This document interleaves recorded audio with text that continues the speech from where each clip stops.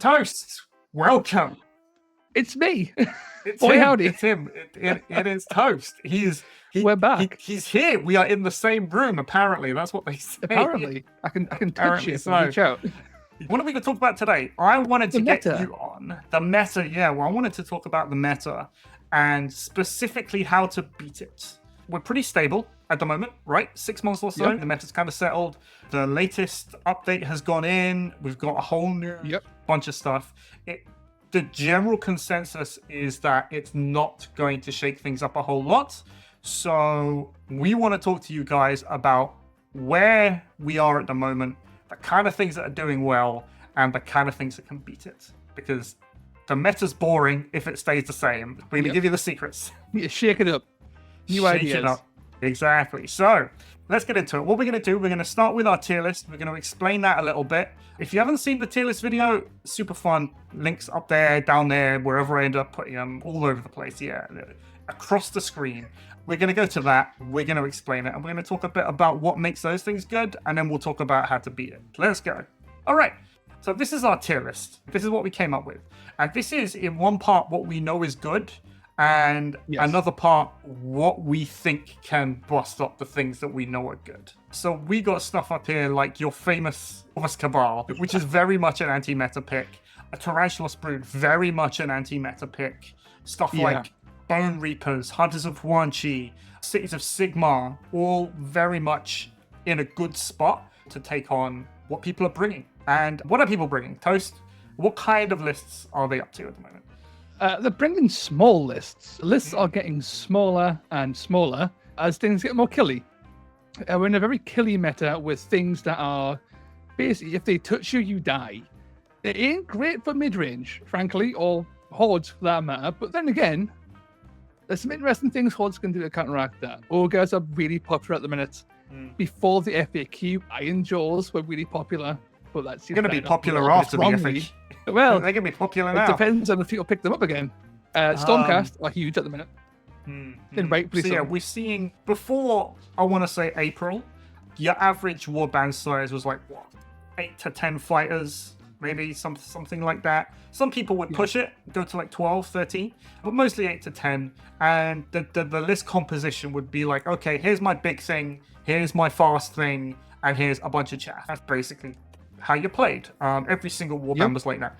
You can go back and look at all the results. It was boring. Yeah, totally. And after April, we're much smaller. 7-8 is very common to see 7-man, 8-man fighters. You said Stormcast are doing well. That's because they are, right? They can put 6 guys on the field, but those 6 guys are Stormcast. So they're gonna hit stuff. The easy counters to those kind of things, to much smaller lists, is, as you said, right, the super elite things like ogres, the Formoroid as good as it's always been, is where Vexmore is basically a terror at the moment, because he can knock down basically anything that people are bringing, and because the warbands are small, even if he only kills a couple of guys, that's massive amounts of advantage that he's generating for not a lot of points. Yeah, he's super cheap, and even if he does nothing, the threat of Vexmore often makes people cautious. And they don't tend to get in his area at all. So he can, if he's not killing, he's controlling space very effectively. He's got a surprisingly large threat range, thanks to his Slanesh abilities.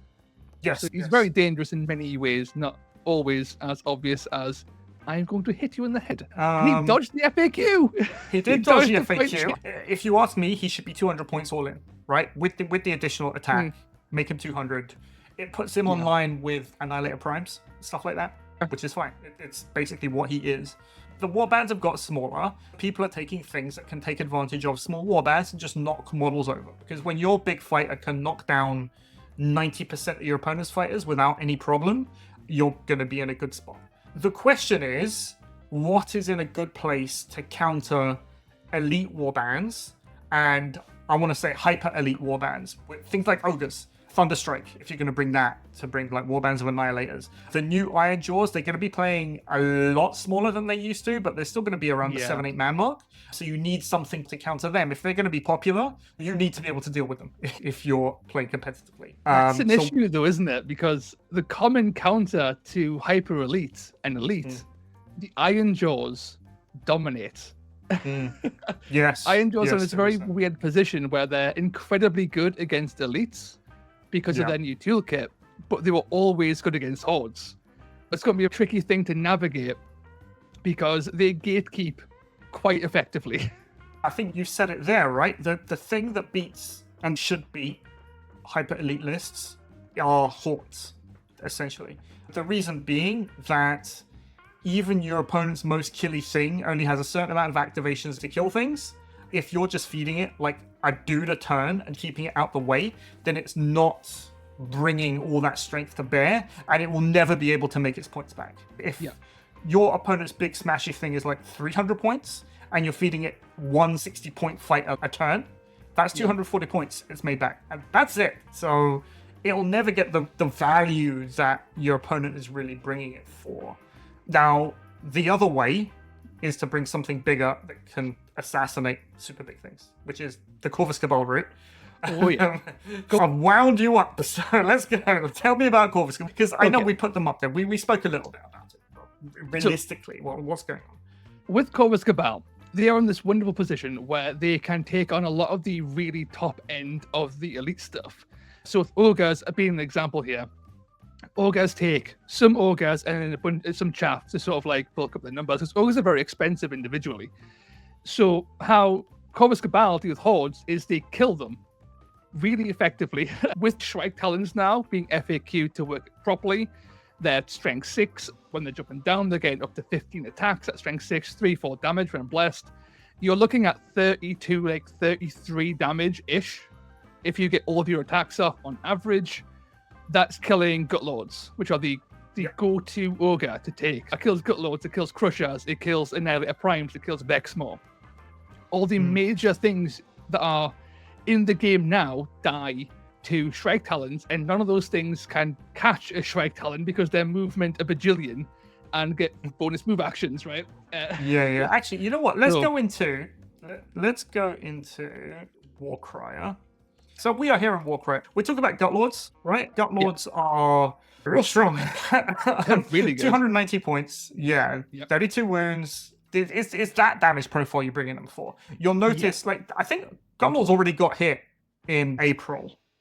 They did. April FAQ, right? They've got a 10 or 20 point increase in points. 10 or 20 point increase, yeah. And the whole reason why is because of that profile, right? The strength 6 means that it's going to be winning on 3s 99% of the time. The 5-10 profile means that 2 of those 3 attacks are basically going to hit and do 10 damage. But you buff the Gutlord up. You don't need to, but you can buff it up. Now, make it 320 points. Suddenly it's got 4 attacks. If those 4 attacks are hitting on 3s, then it'll do 15 wounds of damage.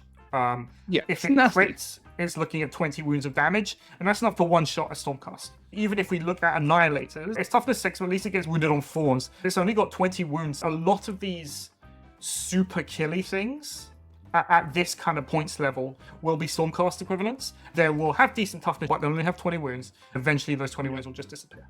Yeah, like the new Ruination Chamber, they cap out at 20 on their guys, but then hit 25 on their leaders, right? Their bigger leaders go to 28, I guess. So the Reclusians are 20 at toughness 6. In terms of damage, they're not beating out Gutlord because Gutlord is twice the cost. The point is, if your opponent is bringing a warband of 6 or 7 guys, and Gutlord can run into it and on a move attack action, kill a guy, that's what's making them so good at the moment. They've got on the more path, so they're not movement 4, they're movement 7. Yes. They're very fast, so their threat range is much bigger than you would think, so they're running and get their 4 attacks, and then they'll kill the Reclusian every turn. They're punching through these guys almost effortlessly, right? It's disgusting. 100%. It only takes 2 to get your points back. Yeah, no, that's it, right? And so, things like Gutlords, we've talked about Vexmore already to death. The Varan Guard is always a popular option. People still keep taking the Varan Guard just because it's great. Also a dodge point. For the second time in a row, despite its popularity, the Varan Guard's never been hit. I don't think. The Varan Guard is actually well pointed for what No, you're I think so too. These are very solid. It's very solid. It's very much like a Gutlord, but with like movement 10, basically. It doesn't get the 5-10 damage profile, but 3-6 is fine when it's using its ability to just get more attacks. It goes to like 6 attacks potentially. It's kind of insane. If you bring a 7-man warbands, the counter to this naturally should be swarms because you can feed them stuff, basically. Yeah. And there are a whole bunch of potential swarm warbands. I think one of the reasons why these warbands are doing so well at the moment is because of this. People have stopped taking Soulblight Gravelords. Yeah.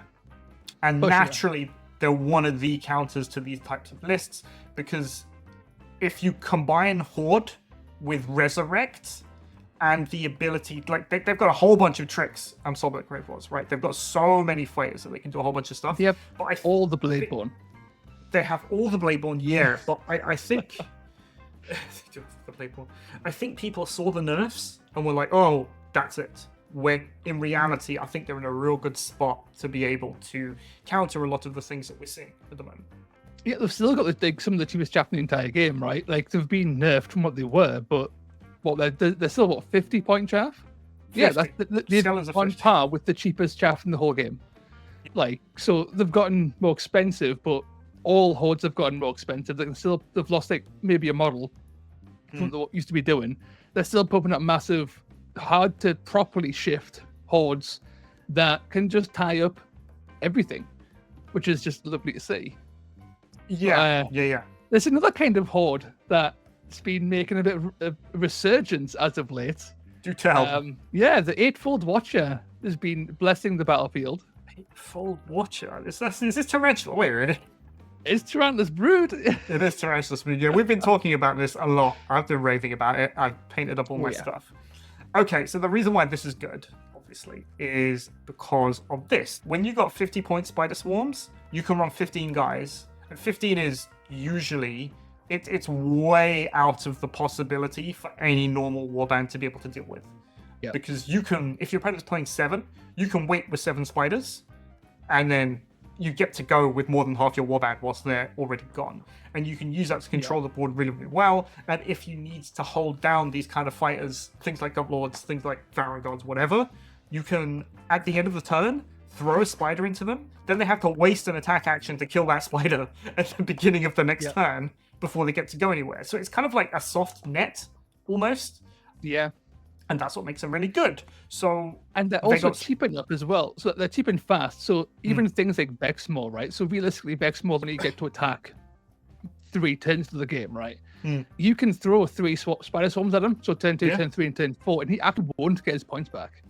100%. He'll only kill 150 points worth of spider swarms. If he kills 150 points worth of spider swarms. The hilarious thing is, Vexmore, even with only 2 attacks, 1 hit will not kill a spider. He needs 2 hits. And he's winning on 3s. So some of the time, he's going to fail. Yeah. That's basically going to be it. To kill a spider. Yeah. Tarantulos Brood as a whole, okay? Broodkin aren't that good. I'm the first to admit it. They are 60 points, but 60 points is still a very good price, by the way, for chaff. It's just they're not spiders. That extra 10 points over the course of 10 fighters is like 100 points that you save in the warband. It adds up. Yeah. So what else are really good against these kind of big smashy things is the old classic hordes and nets. And anything, nets, anything that can reduce opponent activations. I'm going to talk about Hunters of Huanchi in a little bit, but there's some stuff going on there. And Tarantulas have it, right? They got hordes, they got nets with the Doomweavers, and on top of that, they got Resurrect from the Broodmaster, which means not only are you having a hard time killing so many spiders that they can bring the spiders back. The linchpin of the entire warband is the Broodmaster, of course. If you kill it, if you kill it and he's not difficult to kill, it falls over, which is why if you wanted to play this kind of play style, this is basically Chaos Soulblight Gravelords, right? And if you wanted to play this kind of thing, it's more stable at Soulblight because they can ally in other death heroes, they can bring their boys back. And the trait lets them resurrect as well for free once per game. And their trait, if we go to their battle trait, there is 8-fold allies. Once per battle, you get to use creeping summons, no ability dice, and can use it if they have the hero remark. So it means that a spider can resurrect a spider if it needs to, once per battle. That's one way of dealing with these kind of warbands. I said I'd talk about Hunters of Huanchi. So if we go to them, because I've been having thoughts about a non-standard Hunters of Huanchi list. So one of the things that happened, which was basically overlooked by everybody, is this. Yeah. The community seat with Dark Pipe 60 points. Cheap. Got a massive points reduction. Massive points reduction. Very similar to our Spider Swarm, but it's got 8 wounds, which is nice. Yep. And it's got that ranged blowpipe. I know the ranged blowpipe is garbage, but the point is that you don't need to engage things to actually be able to reach out and do damage. So you can bring a whole bunch of dart pipes, and then the Moonstone clubs, because your basic chameleon skink with clubs have also gone down in points, they have that kind of great triple, and you're stripping away actions from big fat enemy fighters. You could totally play this, and this is a totally viable way to play. Now, it does mean that you're weak in kill missions. If you're playing something like this with your chameleon skinks, you can still ally in like your Annihilator Prime and your Questor Soulsworn with Grandhammer, and still put on the board, like 12 guys if you really wanted to. So that's something that I'd be looking at for this format to try and break that stranglehold. A big thing as well is that all the Tarantulos Brood bar one model, if you're taking all Spider Swarms, can carry treasure. The Hunters of Huanchi don't have that issue because they aren't beasts. Yes. So totally. They can actually do treasure missions effectively, whilst the Brood will definitely struggle. You'll have to take more Doom Weavers and more Broodkin to really fill in those hands. Those hands, fill in the hands. And something else we were talking about earlier that might be real good into this format are Unmade. Yeah, Unmade are interesting. You've played a lot of Unmade, so you can. I've played a fair few. So Unmade are really cool because they've got a very fast and murdery leader who's very expensive. He's the biggest downside is the leader. He's one of their greatest strengths because he is actually legitimately good in combat, but he's also 255 points, which is disgustingly high for what he actually is. Other strength is their incredibly cheap ranged 3 chaff, who don't do much damage, but they've got 10 wounds, which is a nice wound set to be at. Ranged 3, so they can stay safe. And they all have nets. So you can net. Every model in this warband has a net. So you can that doesn't require line of sight, I believe, as well. So you can actually be behind walls and stuff. Yeah, it's just a enemy fighter, that's right. Yeah, so you can totally hide and throw nets out behind walls and just mess things up in weird ways and then still pack like 9-10 models without too much issues, which is kind of cool. We were doing some brewing with Unmade earlier. You could put, I think it was a 10 or a 12 fighter warband on the field. You take your Blissful one. You will need some kind of extra help. I threw in Vexmore just because it's Vexmore, and he's a sticking plaster, right? He solves everything. Yeah, he solves a lot of the problems that most of these warbands have. But you go Blissful, and you're kind of almost running the same kind of pre-April build. You've got your fast smashy guy in the Blissful one, you got your slow smashy guy in Vexmore, and then a whole bunch of chaff. But in this case, all of your guys have nets. Your chaff are good enough. If one of these awakened ones are sitting at 3 inches, like 90% of stuff in the game with a melee attack isn't going to be able to hit them. So they have to waste an a move action to get into combat with you and then hit you. And normally with one attack action, things are not killing Templars. No. And then even next Vexmore time you can... is very likely to fail that. Yeah, exactly. And then next time, what do? You go, okay, disengage, attack with the whip, throw in it. And that's it. Do it over and over again. You're good to go. And we saw this. There was a guy in Warhammer World who did real well with Unmade. I was speaking to him afterwards, and his whole idea was, I know that there are going to be Vanguard. I know that there are going to be Fulminate Crushers. What's good against those? Nets are good against those. And with the push for smaller and smaller warbands, all that stuff still holds. Interestingly enough, that lad did the Space Brain play. He took a warband with all nets, and one of his 2 allies in that list was a Trueblood who brings another net. The best net. The best net in the game. The best net. So good. All of that is pretty good into this format. If you wanted to bring something, I think, these guys, and I kind of hate it, Ironjawz, here we go. So, we have to talk about Ironjawz because they're going to be, I want to say a pain in the ass, but they're going to be a pain in the ass. They are an issue. They are an issue. I think they're going to be one of the gatekeepers of this format. If we carry on as we are, and our next update is really going to be in March sometime, I can totally see them dominating events, and even in casual play, they have the stats where it is. The reason why they're so good is because in an elite meta, they have shield smash. It's so good. It's silly how good it is. Yeah, it's very, very good. You're pushing people away. Maybe you're doing extra damage, but it doesn't really matter. The point is that when you do your shield smash, it's very much a similar thing that the Unmade chat are doing, right? They can go in, attack, shield smash people away, and if your opponent wants to attack you back, they have to physically make a move action to get in there, wasting a move, doing another attack action. Yeah, and the difference with the Ironjawz, the Unmade, though, is that the Ironjawz got five more wounds, 2 more toughness, and also better in combat. Yes, the new Odd Boys, that stat line for 100 points is very good. It's very, very solid. Our go-to for like the average standard for a 100-point model is usually the best to go, right? And these guys have best to go attack stats with more toughness and more wounds. And a way better ability at that. Totally. Yeah, very much do. And so they got Odd Boys, which can deal with Elite. On top of that, they got the good old You Mess In, which deals with Hordes. On objective missions, Ironjawz are going to be a menace. Like, you're not going to be able to beat them. I don't think they have all the tools to be able to do everything. With Ironjawz in particular as well, it's very much an endless mind game when playing against them. Because You Mess In is so powerful, I've had whole games where I don't get to use You Mess In because people don't go to the objectives with the Brute, which means that he's controlled, even without using a triple, you are impacting the game because people don't want to waste their time, but then you're not wasting resources. So you're free to allocate them elsewhere, combine it with their fantastic trait, which stops people from doing the wait actions and stuff. It's just multiple layers of you don't get to do things whilst you don't actually have to do anything to like elicit that reaction from them. Yeah. It's just nasty. It feels nasty. Yeah. Your opponent doesn't get to play Warcry, right? And we've been talking about, we spent 20 minutes already talking about Horde Warbands and how they get into the meta.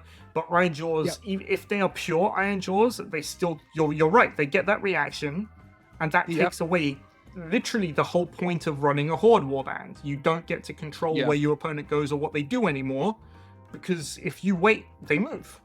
And if they're getting free moves off, you kind of lose the game because you lose all of that activation advantage and economy that you're trying to generate. Yeah, and one of those things as well, one of the early and still often circulated thought process behind the battle trait is that it's not that good because people just won't wait.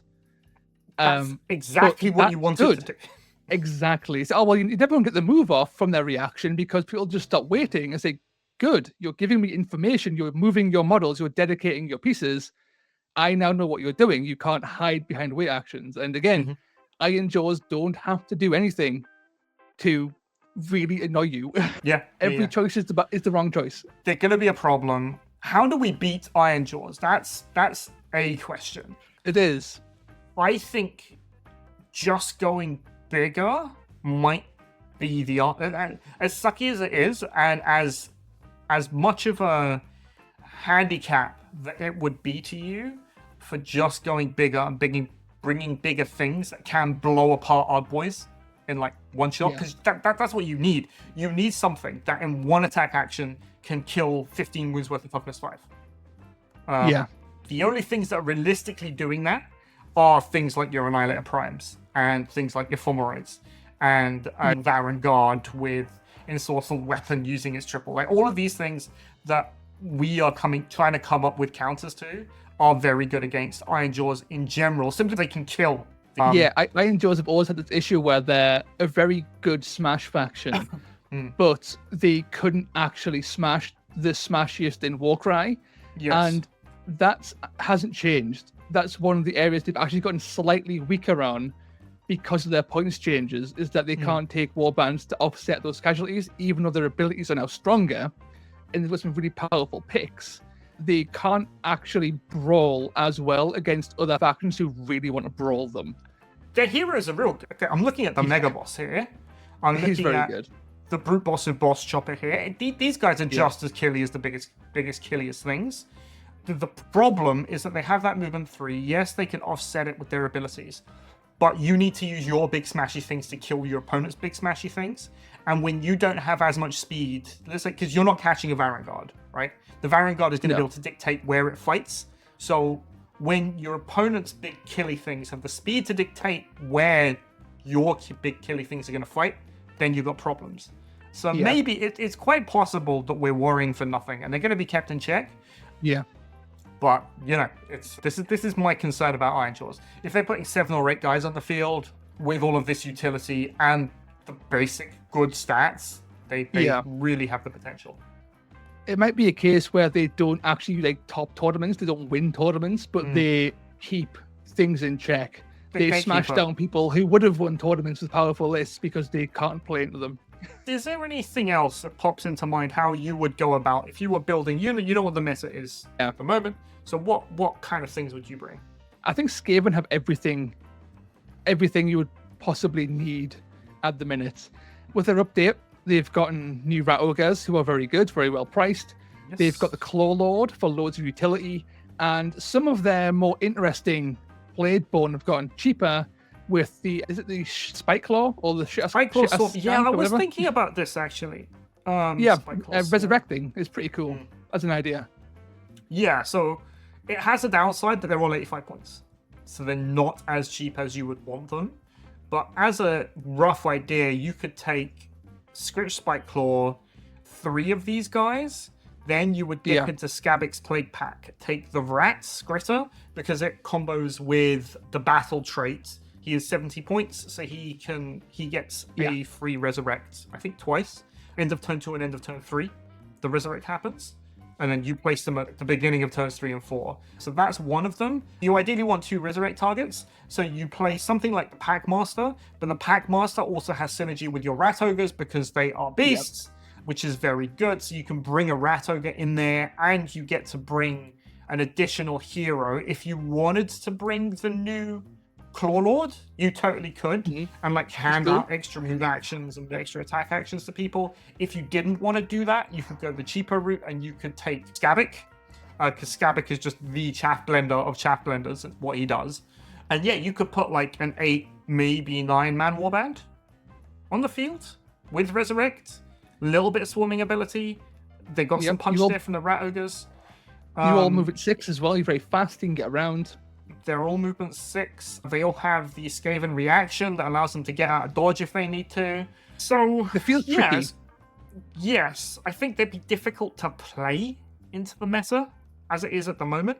If you practiced, I think they definitely have the tools to be able to do what they need to do. I think as well, with trickier warbands, say Skaven or Royal Beast Flayers, right?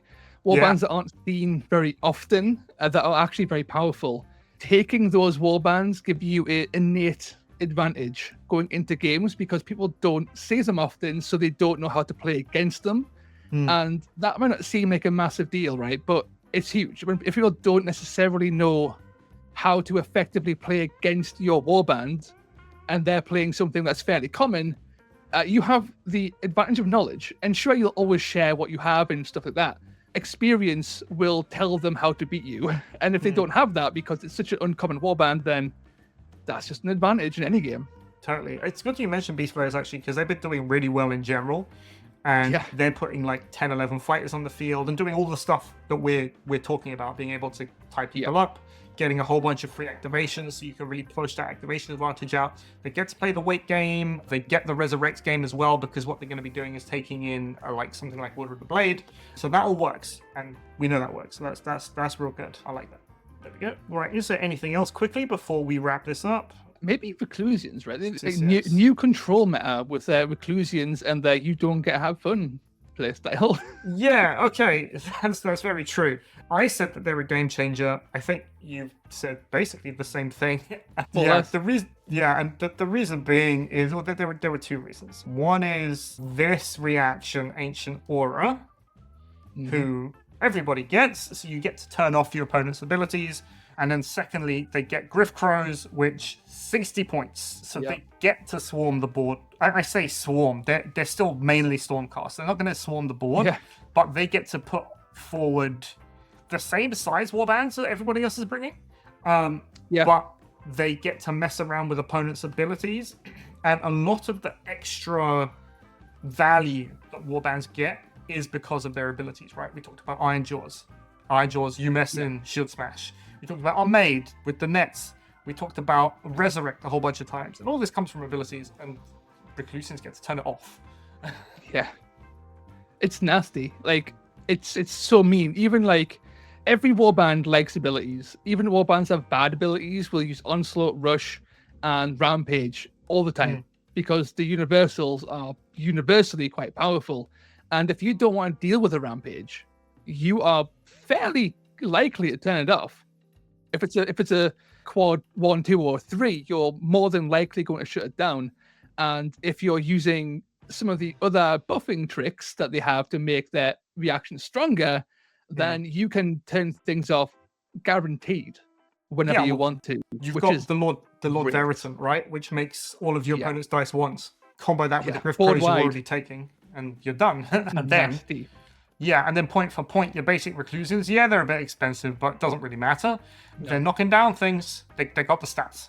Yeah, they're hitting like bricks with their abilities. And the Reclusian Prime is a unsung hero as a potential ally pick, because he is almost as good as an Annihilator Prime. Sure. With the advantage of being slightly faster and having less offensive abilities, but being way more defensive. He's got some really cool utility things in his kit, and he's a good pick. The combination of Ruination Chamber and the new Ironjawz are going to make tournaments real fruity, if you ask me. Two very strong control warbands that control in very different ways. Yes, exactly. So that's something we got to look forward to, right? I like to see new things coming in. But yeah, I do think the old things will still be just as good. So if you are going to events, you got to think about what people are bringing and how you are going to counter them in your lists. That's our kind of analysis, one of the meta, and two, what kind of warbands we think people can take in order to counter that. I think it's going to be interesting times, really. I think just the addition of the Ruination Chamber and the new Ironjawz are going to make things real interesting. I would think about, if you wanted to take something that specifically countered the meta as it is, I think swarms are the way to go. Some of those more durable swarms start going back up to 10, 11, 12-man warbands, and you should have a little bit of an easier time. Toast, have you got anything you want to say before we wrap this up? I totally forgot. New Dark Oath. New Dark Oath? Oh, yeah, Dark Oath. They're really cool. They're fun. They're not going to be meta changing or anything, but they're really fun. No, they're not going to be meta changing. I think it looks like Dark Oath are going to be putting 7-8-man warbands on the field anyway, especially if you want to bring a wild feed. So everything that we've said kind of applies to them, but Dark Oath have the bonus of having Warcry Tanari that will eat an entire deployment zone of chaff in one shot. An entire warband, if given the chance. Entire warband in one shot. Yeah. So maybe Dark Oath are in a really good spot to kind of counter these kind of things that we're talking about. But I think internally they don't have as much damage as they would like to be able to directly brawl with those other 7-man warbands that we've been talking about. Yeah, more or less. I think overall I'm just really happy with the changes that have happened within with the FAQ. Like new factions are being rejigged, so they work different ways or have new toys, right? And that's always good to see. New content in Warcry doesn't have to be a new big box you can buy. It can just be an FAQ with a whole bunch of PDFs, and then suddenly everything changes. And there's a glut of content that's been added randomly in September, unannounced. So that's what we have to talk about for you guys today. I hope you enjoyed it. We like talking about things like this, just chatting about Warcry, basically. Nattering away. Yeah, we do it for hours. We do it for hours. And that's the uncut version. But anyway, thank you very much for watching. Let us know what you think. If you have any interesting builds that you've been using to good effect to kind of counteract the kind of common things that we're seeing in the meta nowadays, let us know down in the comments. We'll have a real good talk about it, and we'll have a lot of fun. But that's it for us. Thank you very much for coming, Toast. At anytime. Boy, howdy. Anytime. As always, you can find him over on War Games on Toast. Go check him out. His stuff is as good as mine. That's so kind. I wouldn't go that far. It's more hyperbolic. It's all hyperbole. Yeah.